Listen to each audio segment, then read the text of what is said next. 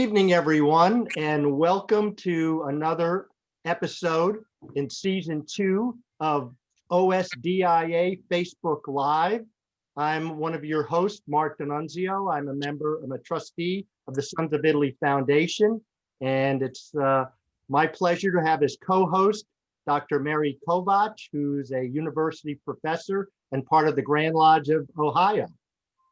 And also, as our moderator, Justin Smith, who's the managing director of the national office in Washington, D.C., and he will be compiling questions from the comment section to ask our guest later on in the program. So I'm going to toss it to Mary to do the official introduction.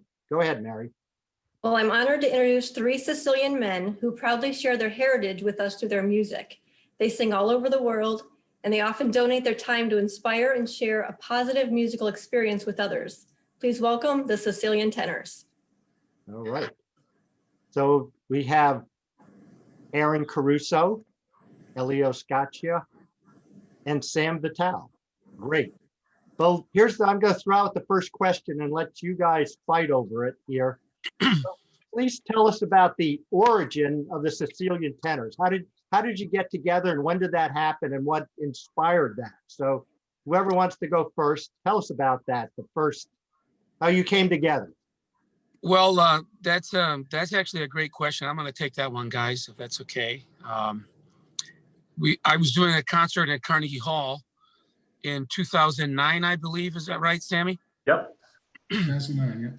And Sam and I have been friends since our college days at University of Michigan, where we both went to school for vocal performance. One of my oldest and best friends. And then Elio and I actually met not too long after. And we've been friends for, I don't know, going on 20 years now. So I was doing this concert at Carnegie Hall, and I said, hey, you guys want to come up and sing a song with me? Maybe a couple songs. So they said, sure, let's do it. And we got up there, and it was just magic. I mean, I really don't know any other way to say it. I felt the most comfortable when I was on stage with my friends, as I do now when we get to sing all over the country together. But yeah, so we've been official since 2009. Okay. Anybody else have any input on that, or that's his question? Okay. And I wanted to ask, what part of Sicily are you or your families from? So you're the Sicilian Tenors. What part of Sicily? Tell us about that, your heritage, if you will. So my grandparents came from the province of Palermo, Provincia di Palermo, a little town called Cinisi. Cinisi. My parents came from San Giovanni Gemini in Agrigento. And my grandparents came from Terracini, which is right below Palermo. Okay. All right. So that's what kind of binds you all together. That's great. Mary, what do you have for us for the Tenors? I'd like to know who among you is the biggest Mario Lanza fan? Oh. Sam and Aaron are going to duke that one out. Yeah, that's going to be a battle between Mr. Caruso and Mr. Vitale. Yeah, that's for sure. We both like to claim that. I have a funny story about that. If I have a second, do I have a second? Sure. Yeah. Okay. So I grew up lived in an Italian household, but we weren't as super Italian as I would like to be now. And actually, as I raised my kids a bit, there wasn't all the big Italian music in the house all the time. My regular house, my grandparents, it was. But anyways, I didn't really think I got introduced to Mario Lanza until I was like 17. I came in and my dad was playing it for my stepmother, playing Ave Maria. My father later told me I used to love and sit by the TV when Mario Lanza movies were on when I was a kid. And they couldn't get me away from it. But my first remembrances, that I have as an adult was then. And since then, I've been, praying every night that I could sing, anywhere close and hit those notes. Well, I thought I was the only one who could do it, right? And I went to see Jose Carreras in Detroit the first year I was at the University of Michigan. At the same time, Aaron was at the conservatory in Cleveland, and had come up to hear the same concert. And he's already out of the concert and at the corner with his mother and his aunt.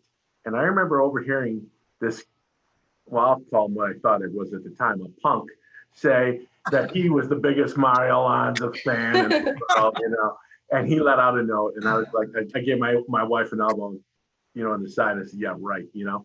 And then next year I met Aaron when he came to the University of Michigan, and became best friends after that. He looked at me and I looked at him, and it was like, who's this guy who thinks he's Mario Lanza? And we both just became very, very good friends.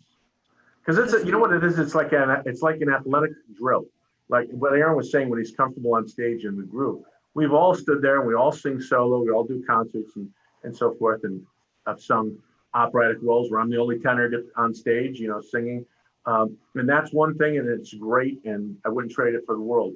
But what we do as a trio is doing the same thing, but it's like playing a football game. It's like you're going out there with your teammates, and you're out there, and you actually feel like you compete to even a better level, because you got these two guys next to you, and you're all wanting to win and do it, and you're giving them 100%, and it's just so much fun that we end up getting the levels that maybe we don't get to when we're just standing there trying to stay in our lane. So, and we're doing it for the other guys sometimes. And you can see when a guy's trying to outdo the other guy sometimes. It's a lot of fun. It really is a lot of fun. Besides Lanza, who else inspires you? Well, all the great tenors, Pavarotti, Domingo Carreras, the three tenors. There were some older tenors from the way in the Enrico Caruso. I got to throw that name out first and foremost. I actually have a Victrola that I got from an antique store, and these big 78 records that are this big that just play one song, you know. They're phenomenal. But Elio, Aaron? I know I have, my parents, they had, I was influenced by, you know, Sinatra and Dean Martin and Jerry Lewis. My dad was not Jerry Lewis, Jerry Vale. He was a huge Jerry Vale fan. So, and of course, you know, Mario Lanza and Enrico Caruso. My mom used to love Enrico Caruso, and I'm a big Andrea Bocelli fan too. So, does the whole spectrum for me. Yeah. They said a lot of the ones that I was going to say anyway. So all of those people. Sergio Franchi, throw him in there. Oh yeah, Sergio Franchi, right? Oh yeah, you got to throw Sergio Franchi, Carlo Butti, even. Claudio Villa. Claudio Villa is another big one. Jimmy Roselli for our East Coast fans out there. People on the West Coast are going to say, who? Look up Jimmy Roselli. Some non-Italians too. We like Andy Williams. You know, these crooners Sure. back in the 50s, 60s were just phenomenal. Oh, yeah. I grew up watching those shows in the 70s where they would, you know, the variety hours and so forth, which were wonderful. You need to bring those back. That's right. Let's do one.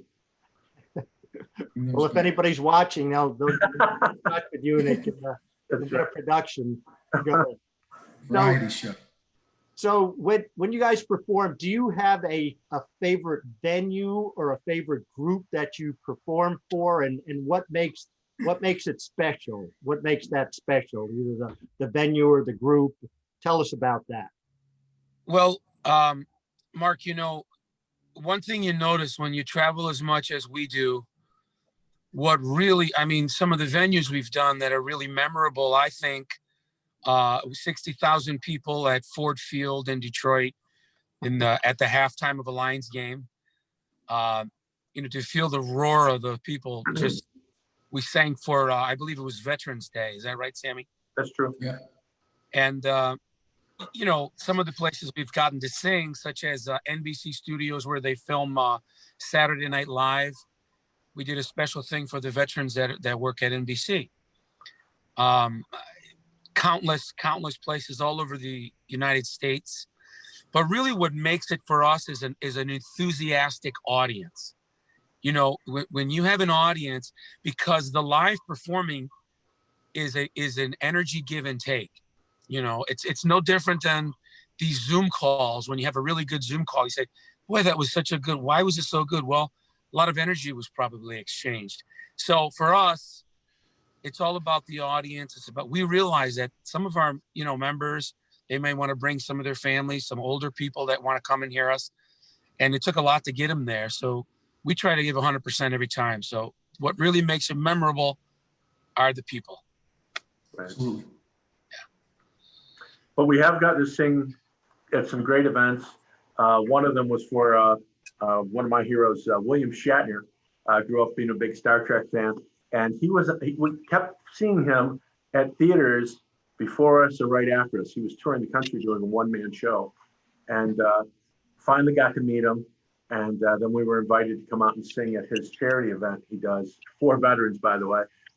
They take people who've been injured and they physically can train them to get back to moving and doing things normal by riding with horses and so forth, and young children who have other issues. And it's really amazing to see that because they do that during this event, and then they have an equestrian competition. But anyways, we got to sing there and meet William Shatner. It was just, and sit down and have dinner with him. But it's stuff like that. We get to sing for moms and dads and grandpas all over the country. And I got to tell you, to follow up on what Aaron said, we do a show, and then after the show, we meet people and we hear these stories about, you know, well, this took me right back to being my mother's gone or my father's gone, but they love this music. Oh, your heart just melts. Oh yeah. It's meeting the people afterwards and seeing this music, what this music does and what it means to other people as well. Yeah, and I have to say, I have to interject too, if I may, that we get the chance to perform in a lot of really awesome places. One place that we performed that just recently performed for a video actually, and it was the most unique place we've ever performed, was on the wing of an F-15 Phantom fighter jet. We did. While it was flying? No, well, thankfully not while it was flying. That would have been something, but no. But we filmed part of our video, God Bless America, on that. That was something that just, I'll never forget that. That was something.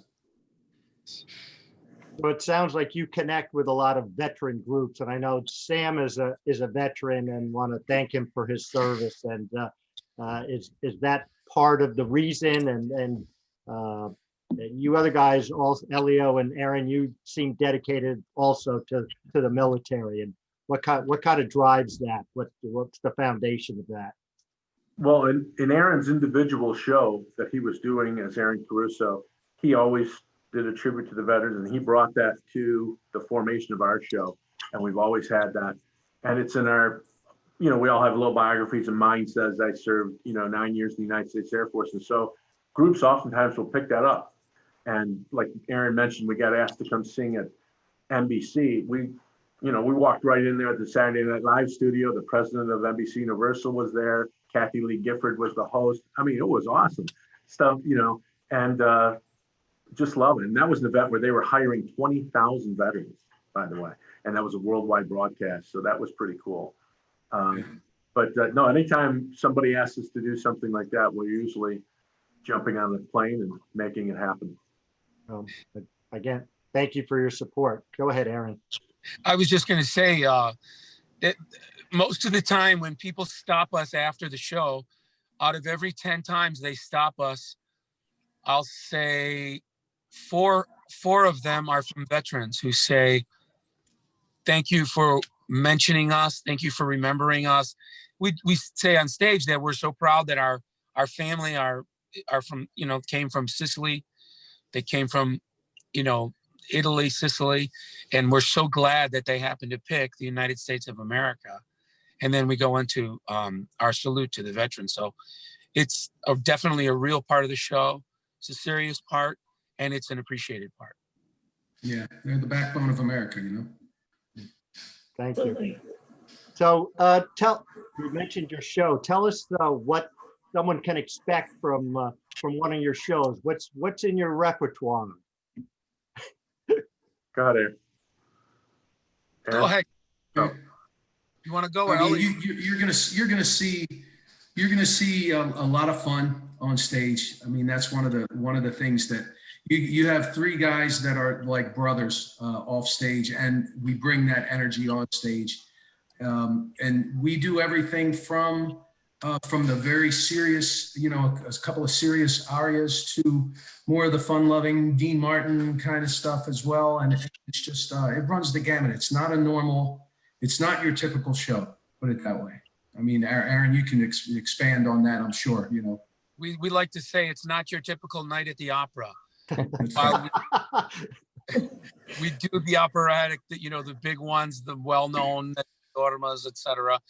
We also do Broadway, some of the famous Broadway songs, a heavy dose of Neapolitan song, which, as you know, are some of the most famous songs in the world. If you look at the World Songbook, O Sole Mio is probably the most famous song in the world. I mean, a lot of those fun hand clapping songs, and as Elio said too, the Dean Martin, the Rat Pack stuff as well. So, and we have a little bit of levity in the show. It's not a very serious, stuffy kind of event. It's a clap your hands, snap your fingers, sing along. Let's have a few laughs, and let's sing some really great music. That said, we do sing the dramatic. We'll come out and we'll sing Quadrato, Tono Sorrento, and those can be very dramatic as you're singing them. But then we go right back to a family atmosphere, we like to say. I mean, we've known each other for so long. I mean, I've known Elio now, known Aaron for 25 years, known Elio now for 12, I think.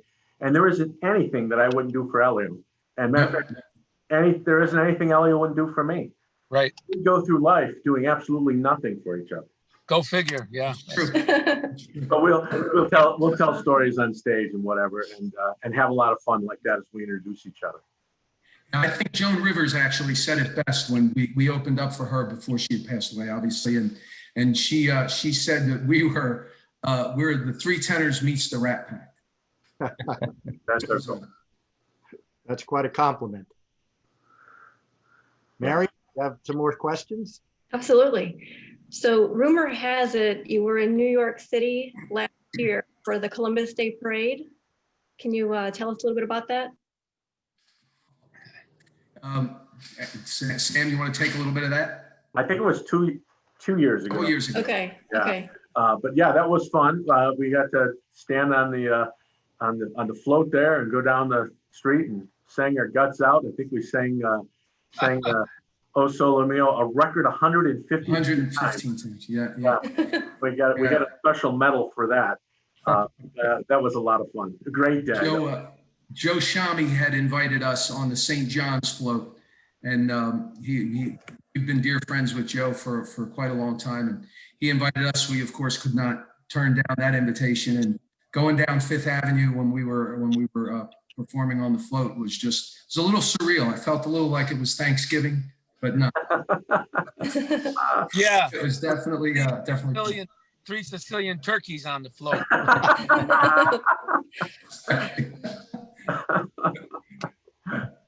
You also released a number of music videos lately. What's next on the horizon for the Sicilian Tenors? Well, we got some top secret stuff brewing, but one is we are working on a program we're going to hope to have pushed forward nationally. We are getting close to being able to complete that project. We will have it completely completed here in November. One of those videos we posted online, and it was our Phantom of the Opera medley, and it had over, I want to say 210,000 views in a week. It was like, wow. And that wasn't even Italian, but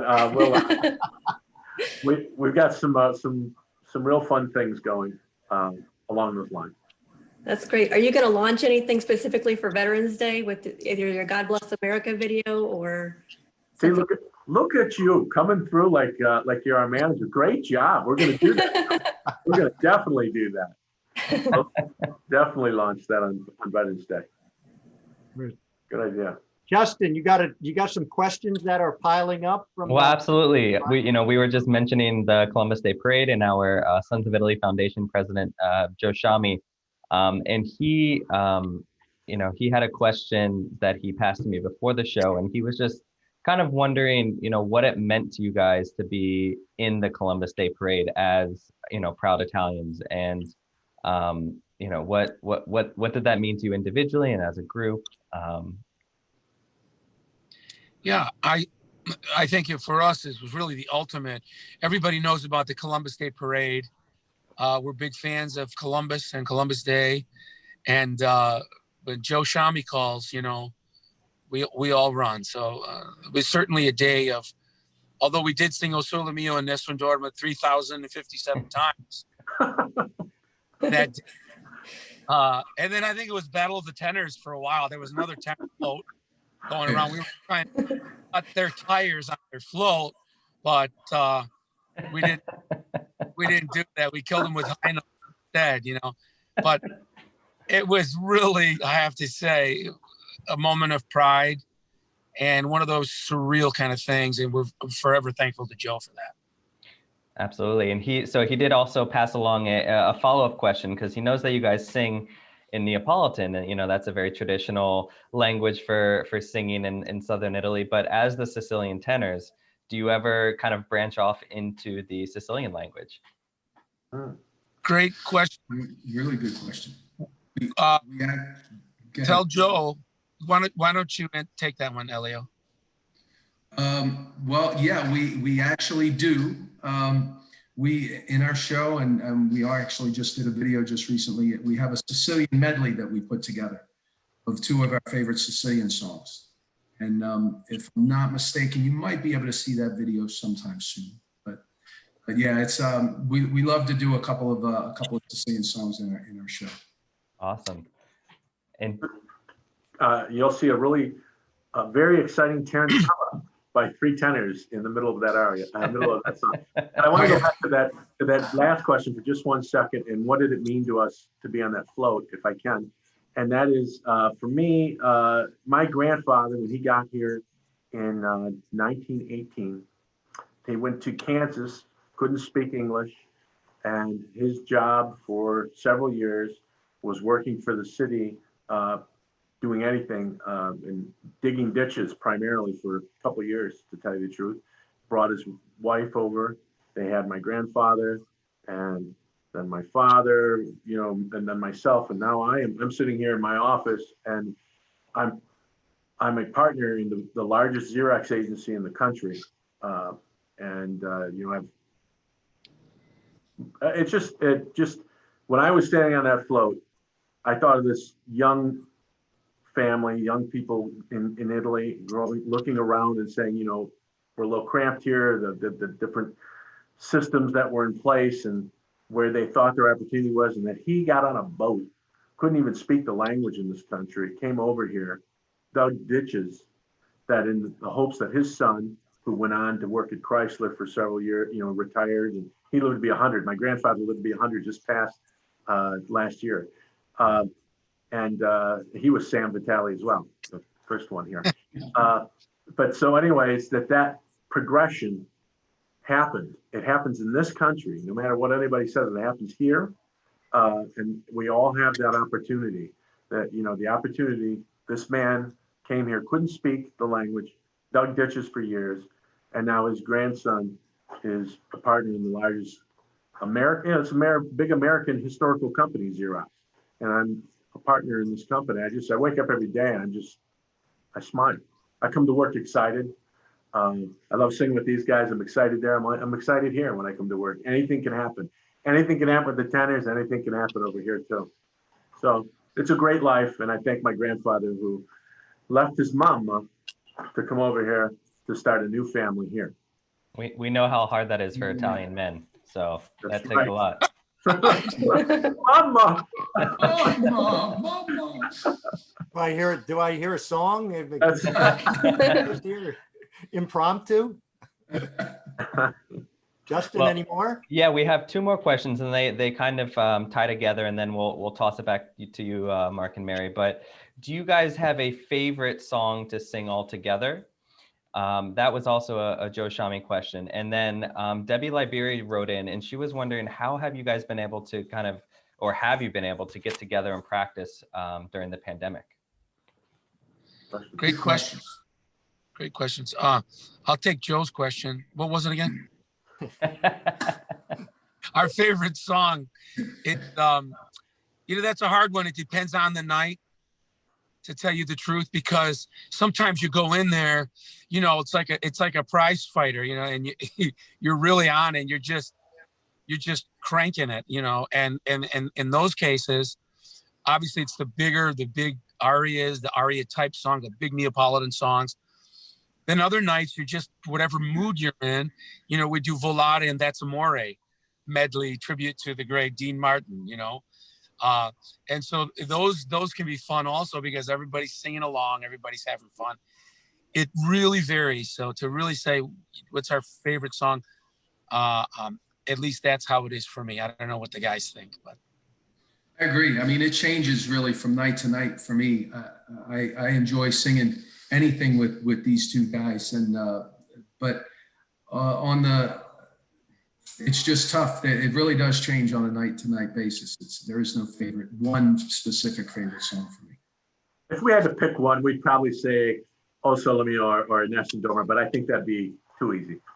That'd be too easy. Yeah, that'd be too easy. Right. The Sicilian medley, I think, is one of my favorites for sure. Yeah, it's beautiful. We look forward to that coming out and seeing that. And to the other question, how together in practice? We don't practice. We're professionals. Practices. What? Who needs What's practice? You know, we're ready. Let's go. Book us. It's the Allen Iverson, right? Practice. That's right. There you go. Who needs to practice? So other than that, how has COVID affected your, you know, your life, your personal and your professional lives here during this past, what is it, 8 months, 8 months? It's and continuing. So how has that affected each of you? Well, performance-wise, Sam, I'll go. Performance-wise, it's, you know, obviously it's devastating for all the entertainers that are out there. Anybody that's out there performing, it's when you have venues shut down, there's nowhere to perform. So from that standpoint, it's been a very difficult year, because we love our fans. We love to get out there and meet people. We love to perform in front of hundreds and thousands of people, and not being able to do that, it's like a piece of us is missing, or at least for me, a piece of me is missing this year that I can't share with everyone, and that's tough. But yeah, personally, it's been a little isolating, you know. But we're getting through it, thank God. And so far, everybody in my family, at least, has been healthy and COVID-free as far as that's concerned. Most of the opportunities that we had lined up for this year, some folks kept them until, you know, we have a performance later this month. Cross your fingers, everything, you know, it's in Florida, so we think we're going to be good. But several folks waited until the last minute to cancel, and then they would push off till next year. So next year we're booked pretty good right now, which is nice. But they were mostly this year's bookings. But on February 21st, we sang at the Big Italian American Club in Las Vegas. Same club that Sammy Davis Jr., Frank Sinatra, Dean Martin would go to after they did their Rat Pack performances. Matter of fact, they've got a big room with all their pictures, and this was the Frank Sinatra room, and we would eat there before we go into the showroom. And we did a show there February 21st, and we actually worked with a gentleman there who wanted us to come back for 6 weeks at one of the venues there. And we were all ready to do it. And then they shut down Vegas. I mean, I tell these guys, I think I live in the Matrix sometimes, the crazy stuff that happens. Signed a gig for Vegas, and then they shut Vegas down. I mean, who would believe that a year ago, right? But that's what happened. So we'll see what happens after. Yeah, it's been a little difficult. My whole family is quarantined right now with COVID. My mom and dad and my brother, but luckily they're okay. My mom had spent a little time in the hospital with pneumonia, but she, through some medicine, therapeutics they gave her, thank God she's back home and recovering, as are my brother and my dad. So it's been tricky, but like Sammy said, and Elio, you know, we'd love to be on stage, and we're looking very forward, shameless plug, to be at the Lyric Theater in Stuart, Florida on November What's the date, Sammy? I think it's the 24th. It's 24th. the Tuesday It's in before Thanksgiving. before Thanksgiving. Yeah. And we always sell out the Lyric. It's a great theater. So, you know, this is like our big comeback show. So we're very excited about that, Mark. Thank you for asking. We've done a couple smaller group parties for folks. So you're talking about when do we get together and practice. We've had a couple opportunities to get together even through the summer here. But we are looking forward to walking out on the stage and giving the regular show. Yeah, definitely. We'll keep our fingers crossed for you, and hopefully Florida will come through and you'll be able to perform for Thanksgiving. And I know the audience will love you just as much as we've loved you tonight, coming on and helping us fill out our OSDIA Facebook Live interview series. So thank you very much to all of you guys for being part of this. You've been, again, an easy interview, just kind of ask the question and let you guys run, and very engaging. And I'm looking forward to the chance to see your show when you come near to Pensacola. Even New Orleans is pretty close to Pensacola, and so one of these times I will keep my fingers crossed to be able to see your show, because again, it's been a pleasure, and thank you very much to all of you, Elio, Sam, and Aaron, for your time.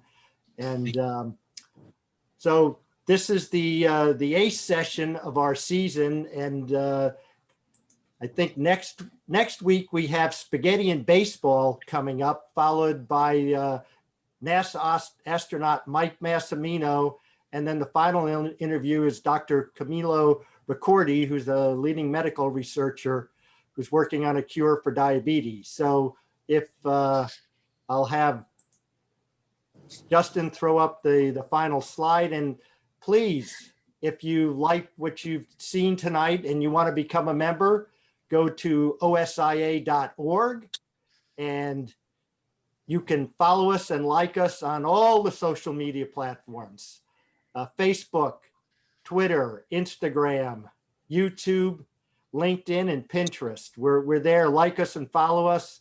And again, then we'll be on for 3 more weeks, 7 p.m. Eastern time. I think they changed the clocks, go back to standard time on Sunday. So realign your clock, but it'll be 7 p.m. Eastern time for the next 3 Wednesdays for more of the second season of OSDIA Facebook Live. And again, thank you, Sicilian Tenors. We thoroughly enjoyed your interviewing you and your great guests, and it was a pleasure. Thank you very much. Ciao. Thanks, guys. Justin, take care. Ciao, ciao.